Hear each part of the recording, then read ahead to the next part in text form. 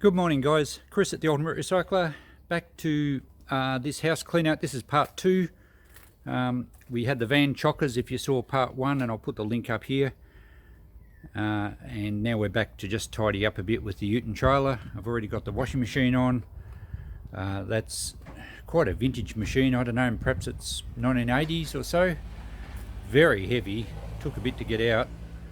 Apparently it still works fine, so that one might be a good one to sell for people that like washing horse rugs and things like that, heavy duty one. So I'm just going to grab a bit of the small, well the bigger tangly stuff today and clean up some of the rubbish. The house is all done now that the washing machine's out. The bins were emptied yesterday, which is great, we can refill them. It's only 2 days since we were here last, and we've only really got the shed to clean up. Christine's fossing through there. Good morning. I'll load this fridge next. As I said in the last video, that one didn't work, but we have to do something with that, otherwise it'll probably go as scrap metal. Did find a few treasures in here which I didn't show off in the last video. A nice Stanley plane, an Australian made wood plane. Looks to be in pretty good condition. The blade doesn't appear to be a little bit chipped maybe, but it's a nice wide base one, so they're quite sought after. I reckon that'd be a $30 or $40 plane. Some pocket knives. I love finding pocket knives. I haven't opened them yet. This one could be what they call a bunny knife, which tend to sell very well. This one's a little bit rough, but there's always pocket knife collectors. A nice tin here of dismantling lubricant. Don't know how old it is. It's in mil and pints, but I think it's US anyway. It might, oh no, it's English made. It may not be any older than the 70s or 80s, but look, people collect the tins. It's in pretty good order. This was a pretty cool piece. This is an old brass door knocker. I suspect it's probably a reproduction one, but it's still got a bit of vintage to it. It's in the Victorian style, and I'm not sure, it's certainly not that old. It's brass, and that'll sell well. I reckon there'd be $20, $30 there. A nice old ruler. I didn't think much of it at first, but it's branded Swallow and Ariel, which are a Australian biscuit company. It's 100 years centenary of that, so probably 1970s. I'd have to look up the history of the biscuit company. Not a lot of value, but people do collect advertising material, so it's certainly better than the bin. A nice honey tin. It's actually full of nails, but it's in pretty good condition. £7. It would be 1960s, maybe very early 70s, but really nice advertising. And those sort of tins sell very well. I reckon it's $20, that one. Oil cans are pretty good. It's not old, but they always sell well.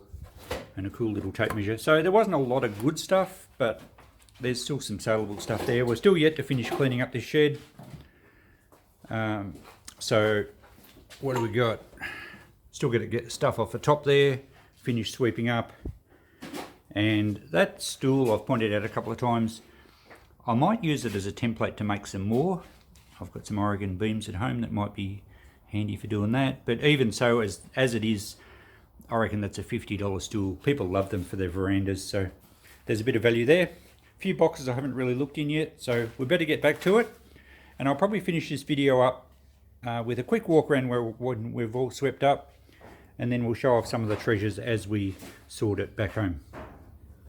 Alright, just about finished the shed. We've just dragged the stuff down off the top. This metal esky is really cool. It's actually in pretty good condition. Oh, it's not rusty. The old metal vintage eskies are quite popular. They sell very well. Don't know about the wood grain finish. You know, do you really need your esky to look like a wood box? But anyway, it's unrusted. It's very saleable. I reckon $30 or $40 there. Most of the rest of the stuff was just camping gear. There was a very old green canvas type tent or annex that might have gone on a caravan. It looks in reasonable condition. A fold out stretcher. These are pretty cool. And I think that Hessian or the canvas type material is in good nick, so we'll set that one up and that should sell all right. Various army bags. This looks like an army bag with oh, it's an RAAF bag. So there you go, Air Force. That's probably worth more than the contents. I think it's actually just got tent pegs in it. What have we got in this box? This one. That's an old camping kitchen. Oh, is that a Lilo? Like a blow up mattress? Yeah, but it's perished. Yeah. This stuff's been up there for a long time. Oh, okay. Oh, yeah, look at that. But we Just can put a new one of those true. tubs Oh, it's a in. frame, so it folds up. Yep. All right, This is well, cute. shows you how long things have been sitting here. What's that? Metal petals. Oh, tulips. But you know what they're used for? What? Putting your Oh, stubbies in. are they? Yeah, you put it beside your chair and put your stubbies in Oh, there you go. your drinks chair. Don't we all want that? A flower to hold our beer. So we'll have them in our garden bed. All right, excellent. So they look like they've never been used. Yeah. Amazing. There was a couple of life jackets that might still be okay.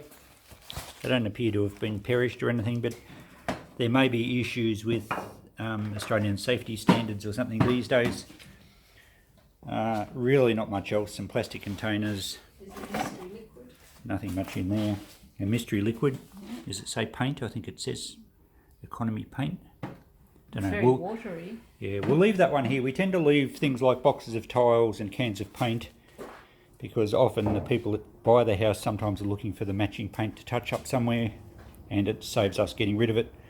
So alright, that's it. We'll load up the last of this stuff. The trailer and the ute are just about loaded, and then we can head off before it gets too hot. Okay, so we finished cleaning out the shed. It's all been swept out. All the spiders have gone back into their little hidey holes. We like to leave a place ready for the next owners to be able to just move in, so everything's all pretty much spotless. Chris is just tying up the load over here. Look like hillbillies going on a holiday. European vacation. So yeah, it looks like a lot of junk, but we'll get good value out of all of this stuff. Everything's clean, neat, finished. All good. We're ready to hit, oh, still got to try that on. Yeah. Then we're ready to hit the road. I reckon we should just drive fast and let it blow off. Couldn't do that. That wouldn't be environmentally responsible. So we're pretty right to go. Look out for the next video. We'll probably do part 3 on this one. I'll get out the trusty notepad and we'll show you what value we've got. See you then.